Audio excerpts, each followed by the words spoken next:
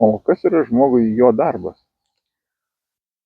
Darbas turbūt užima vieną didesnių, kaip sakyt, pozicijų žmogaus gyvenime, tokių svarbesnių netgi. Darbas tai ne tik yra pajamos, ne tik mūsų pragyvenimo šaltinis. Darbas tai yra mūsų laikas praleistas, mūsų gyvenimo, mūsų energija atiduota, mūsų žinios atiduotos. Tai yra struktūra, tai yra toksai energetinis objektas, kuriame mes praleidžiame ir atiduodame labai daug savo energijos. Ir žmogus, jeigu jisai dirba su nusivylimu, su skausmu, su, kaip pasakyti, nepripažinimu, tai jam būna labai sudėtinga. Sudėtinga dėl ko? Todėl, kad jis atiduoda labai daug savo psichinės energijos, labai daug. Ir negauna grąžos. Grąža tai yra labai paprasta paskaičiuoti, kiek tu gauni arba pinigais, arba pagyrimais.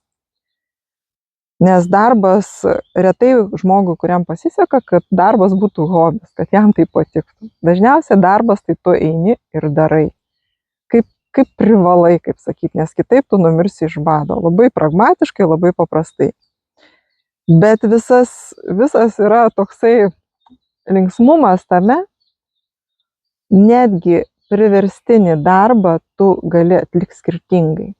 Ir jeigu žmogus tik įvaldo šitą įrankį, įvaldo save, supranta, kaip jisai turi elgtis, kaip jis turi galvoti tame darbe, jo produktyvumas tiesiog automatiškai didėja. Nes jisai pradeda veikti pagal tokią struktūrą, kad jam tai pasidaro kaip žaidimas. Ir jis priima žaidimo taisyklės. Ir jūs pagalvokit apie paprastą tokį dalyką, kai jūs bet kokį sudėtingiausią darbą jūs paverčiat žaidimu, kaip jūs jaučiatės. Ir kaip paverčiat vergovę. Dvi svarstyklių pusės, darbas tas pats, bet požiūris yra kitas. Ir žmogus, kai žiūri į darbą kaip į žaidimą, bet žaidimą tokį su taisyklėmis, kur tu turi laikytis taisyklių, turi išsikrauti. Įsivaizduokit varžybas, krepšinio varžybos, ne? Ir krepšininkas dabar, jis blogos nuotaikos atsikėlė. Ir mes daug tokių variantų žinom, kad žmogus ateina į aikštę ir daro, beleką. Kitaip nepasakysi. Kaip sako, žaidžia, tik neaišku, ką žaidžia ir su kuo žaidžia. Ir kas vyksta? Vyksta nusivylimas, jis pirmiausia nusivils po šitų varžybų savim. Ir kad kitas varžybas jisai žais gerai, yra maža tikimybė. Didesnė tikimybė, kad jis žais arba blogai, arba vidutiniškai. Bet kai žaidėjas ateina į aikštelę su nusiteikimu laimėti, tai žaidimas prasideda įdomumas ir net vidutinių gebėjimų žaidėjas daro stebuklus. Taip ir žmogus darbe. Jeigu jisai turi nusiteikimą, turi teisingą požiūrį į visą tą situaciją, tai tada darbas yra jau, kaip sako, pritraukimo mechanizmas. Tada tam darbe tu tik tai žiūrėsi, kiek tu gali pritraukti, kiek tu gali energijos sugeneruoti ir kiek tai bus tau naudinga. Bet kaip tu žiūrėsi kaip per žaidimą, tai tiesiog stebuklingai tu gausi ir paaukštinimą, tu gausi ir didesnį atlyginimą, ir premiją, ir požiūrį į tave visai kitokį. Tai darbas yra visų pirma toks energetinis subjektas, objektas, kaip pasakyti, kuris turi savo minčių lauką ir kaip žmogus su to minčių lauku bendradarbiauja, tokiais rezultatai ir turi. Aš esu Diana Petrauskienė, kvantinės psichologijos mokyklos įkūrėja.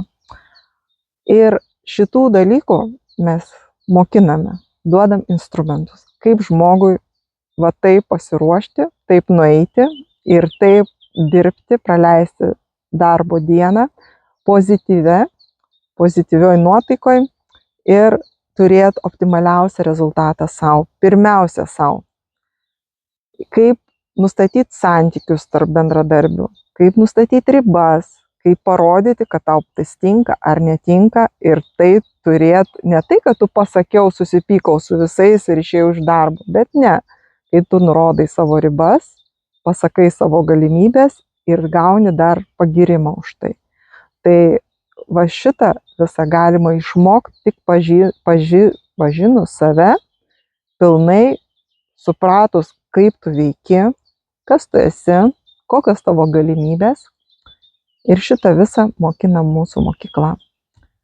Rugsėjo mėnesį pradėsim mokymų programą, o vasaros metu vyks įvadinis kursas, 2-3 valandos užsiėmimas, savaitgalis nuotoliniu būdu nuo birželio 15 dienos.